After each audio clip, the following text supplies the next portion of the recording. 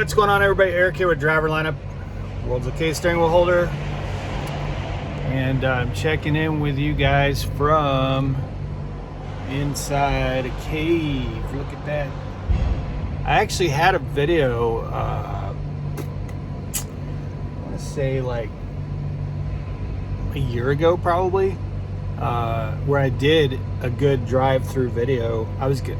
And that was over at the caves in Carthage,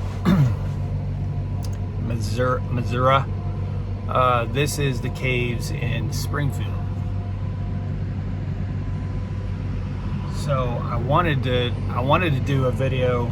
Let's see if I can make it quieter for you guys.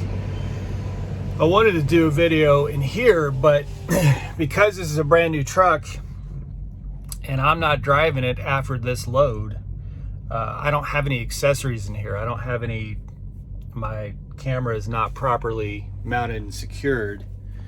So there was no way for me to secure it and film coming into the caves. But this is, for those of you familiar with the caves in Springfield, I'm at building 8. So it's pretty good ways back. You would, like you get pretty far back here at building 8. Would have been pretty cool to catch some footage of it. Anyway, I've had a lot of questions about the caves. I'll be honest with you guys, I don't have a whole lot of experience in the caves. I've only been like maybe 4 times, I think. This is probably like the 5th time I've been in one of these. I don't generally like them. I have no problem driving in them and backing in them. They've got plenty of space. Although I have seen a prime truck hit one of these stone columns, these marble or whatever they are, I have seen a prime truck hit one. Jen and I watched a prime truck back his tractor into one when he was trying to back into a dock, and the passenger side of his tractor got one of the columns pretty good. But I don't like, they're generally pretty easy to come in and out of. The reason I don't like them is there's 0 cell phone service. You have no cell phone service whatsoever, and you can't run your AP, you can't run your tractor, you can't run they have you turn your reefer off, can't have anything in here because of the exhaust.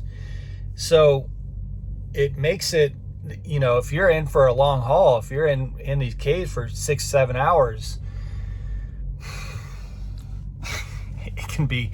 And this truck doesn't even have a mattress yet, so like I can't even lay down and take a nap or anything. I'm just gonna sit here, which is why I'm making a video.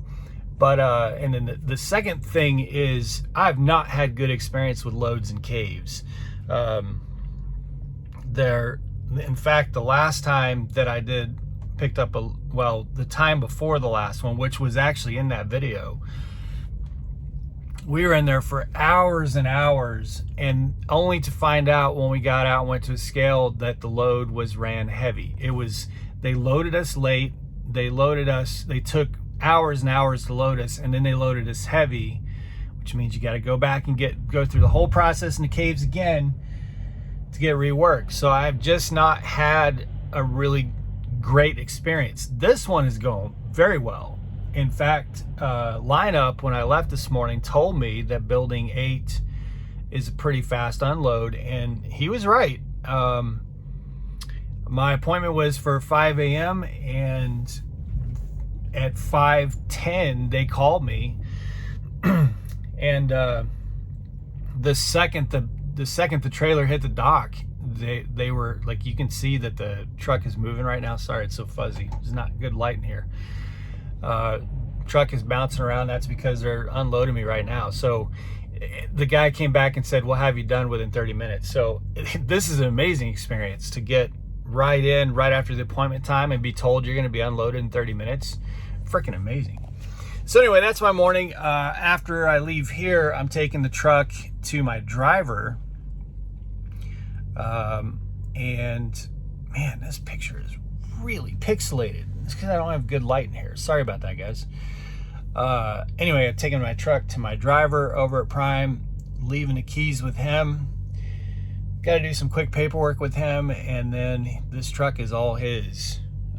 So he's off on his way. But what I wanted to hit on real quick was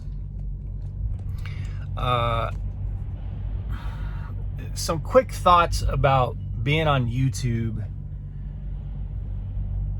I'm coming up on 2 years on YouTube, and it's been such a freaking wild ride, man. It has been such a wild ride. I remember so vividly and so clearly that original video that I filmed. For those of you at Prime, you know the lower lot at Prime at the very back where there's you can park your four-wheeler and load and unload your truck way at the very back of the lower lot. That's where I filmed my first video. That was like 490 videos ago. And 2 years. It'll be 2 years on September 15th. Almost 500 videos in 2 years. And I think about the distance how far Jen and I have come since I made that video. Just like, wow. I mean, like, I can't even. I knew that I wanted to set some good plans in motion when I made that video, not just for YouTube, but I mean just in my journey. But the progress that Jen and I have made in that 2 years is just like astounding. Again, not just on YouTube, but just in life generally. I mean, we have a son now. We own a fleet of trucks. This YouTube channel is now, working its way up to 10,000 subscribers. Just what a wild journey this 2 years has been, and how different our lives are as opposed to where we were when I made my first video. It's been really incredible. But so what I'll say about, and this is, Jim C is one of the YouTubers that I'm responding to, but there's been a couple.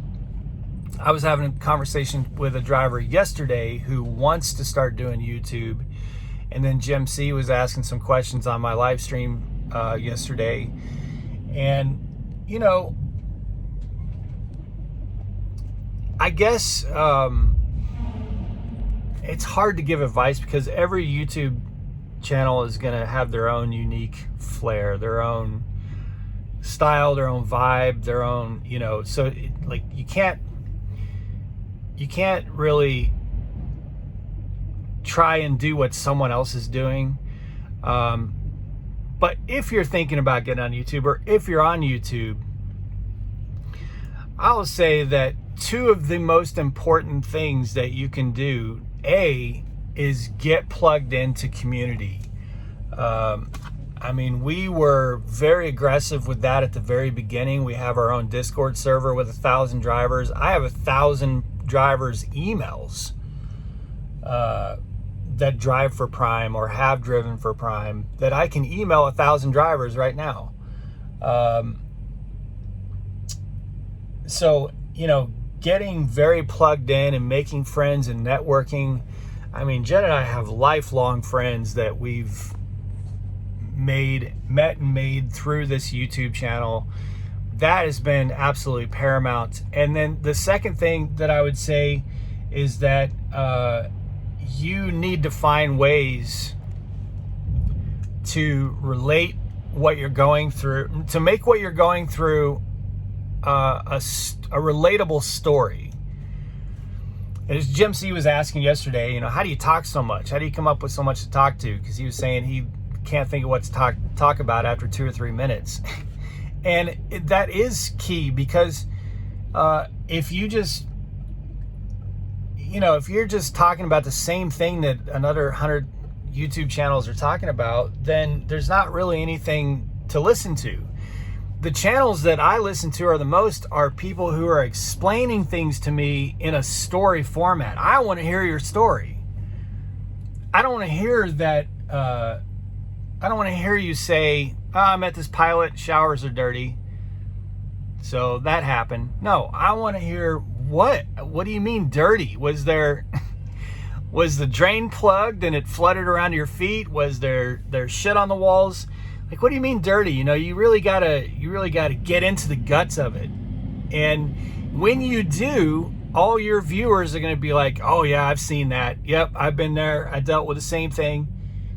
You know what I mean? Like, you gotta really get into it, make it relatable, and really tell your story of what you're going through.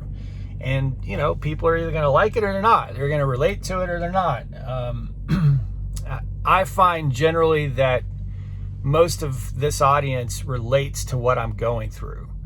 It's not that I'm telling all of you something that you don't know. You know it because you feel it. You're going through it and you can relate. You're like, yes, I've been there. Oh, I hate that. Oh yeah, that aggravates me. You know, like it's kind of like a team thing. You know, we're all going through this together. So those are, I guess if I had to give some advice, those would be the two things. Network. Don't just be out there on your own thinking you're going to grow a YouTube channel if you're just solo and you're not connecting with and really building relationships. If you really want to grow a YouTube channel, you've got to be connected with your audience. I went to lunch yesterday with longtime subscriber and friend, Dreadnought Trucking. He and I went to lunch at Storm and Crab in Springfield. Had a great lunch together. Really great guy. We met through this, you know. So build your networks, build your relationships, and then find ways to tell your story in a relatable manner. I'm gonna be honest with you, if you're just showing driving footage and stuff, it's not gonna do it. That may be interesting to someone who's maybe coming into trucking, but I've done so many miles in this truck that I know exactly where road signs are in Wyoming, in the middle of nowhere. I know exactly where the signs over the road that are going to tell me what the road conditions, I know where they are. I don't need to see your driving footage. Now, someone's going to comment and say, I really liked driving footage. Yeah, but that's not mass. That's not going to build an audience. There's not very many people that want to watch 10 minutes of you driving. Most of us that are out here driving see that every single day. So you really have to think of broad mass appeal. How are you telling a story or talking about something that you would be able to talk to a room with 1,000 people, and you know you're in a room of 1,000 people and you're the one talking to the whole room? Well, you had better have something good to say. Or at least relatable or something, you know what I mean? You got to think of it that way. And then the last thing I would say that's been very interesting, new, and unique. The guy next to me just woke up. He probably thinks I'm some weirdo sitting here talking on my phone. Is that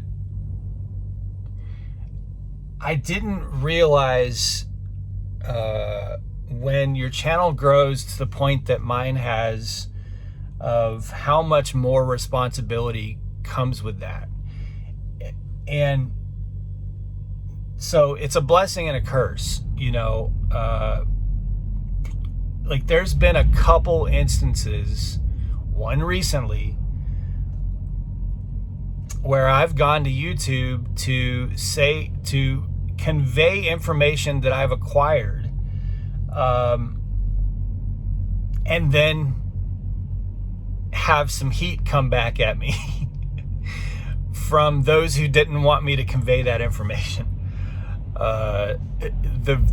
Probably the biggest one was Prime switching their miles back from 50,000 back to 30,000, or whatever it was for TNT. It was like 40,000 back to 30,000, 50,000 back to 30,000. I'm not sure. But this channel was the first place that announcement was made by me. And I didn't know that, I was told by, I think it was a recruiter or someone who told me that, and it was very matter of fact, or a fleet manager. I think it was a fleet manager who told me that. And it wasn't like, don't say anything. It was just, hey, you know, it's going back to 30,000 miles. I thought that was a big freaking deal. So I go out and make a YouTube video. Well, that YouTube video went absolutely bananas. I mean, bananas. There were students all over the country on trucks that had over 30,000 miles. And instantly, all the fleet managers started getting calls from students that night. Going, hey, why am I still out here on my TNT truck? It's going back to 30,000 miles. And most of the fleet managers didn't even know this. This wasn't announced. It wasn't out there. Very few people knew about it.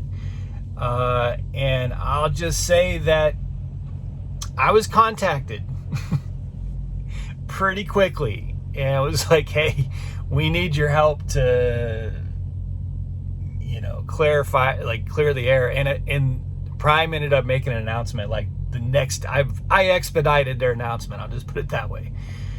So there's been a couple times, and the more recent one was the lease purchase. Well, because of the video, Prime had to address it in a Friday meeting and put the information out there a little bit sooner. And the thing is, I'm not trying to cause problems for Prime.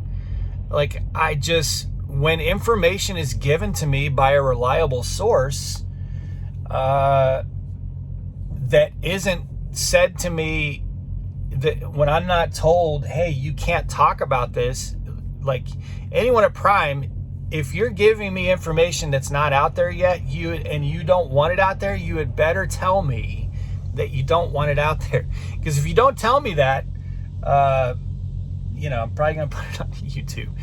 But, you know, when my channel only had like 200 subscribers, that wasn't a big deal because it didn't have the ripple effect. It didn't have the distribution tentacles that my videos do now. I mean, even the guy in lineup this morning, he knows me. He knows me very well. He knew when I went to get the paperwork for this load, he was asking me questions about my baby. He was asking me questions about this being my third truck and do I already have a driver lined up. I mean, he knew everything about my life through YouTube. So the reach that the videos have when you start to scale in this way is easy to forget and overlook, because I'm just sitting here looking at my phone talking with you, and I think of the people that I know. When I think of people who might be watching this video, I don't think about the other 1,500 or 1,000 or 2,500 people that I don't know that are watching this video. And you know, so a lot of responsibility comes with it. And that's been a very interesting thing to learn. And then additionally, it's so easy to take things out of context, because I can't sit here and talk to you for 3 hours. I have to try to condense things in 20 minutes or less. And when you do that, you're leaving out a lot of information, and there's too much room for people to assume things. There's so many people who assume, based on my reality check building a fleet video, that I operate at a loss or don't make any money. That is not what I intended to convey. So it's hard to, and yesterday in a live video, one of my drivers, you know who you are, she called me right after that video and was like, hey, you know, I hope you weren't upset or anything. And it was like, of course I'm not upset. My drivers are amazing. Like, I'm just telling you, I am very, very blessed to have the drivers that I have partnered up with me in this fleet and teamed up with me in this journey. Super, super blessed. And the one who's taking this truck on, awesome dude. So you know, I'm trying to make generalizations about running a fleet, and even that can be taken incorrectly, because you just can't sit here and talk for hours on end. So there's been a lot of learning and And I'm still learning to this day of, you know, like yesterday, I'm learning, okay, well, if I have to say something like that, how can I say it differently so that it doesn't come off wrong to one of my drivers? Because I don't mean it in the way that sometimes it comes out, you know? Basically, I'd mentioned that that driver took a load that I was a little bit peeved at dispatch for sending the truck. It had a lot of deadhead on. But I wasn't upset with the driver at all. Like, not at all. It had zero problems with it whatsoever.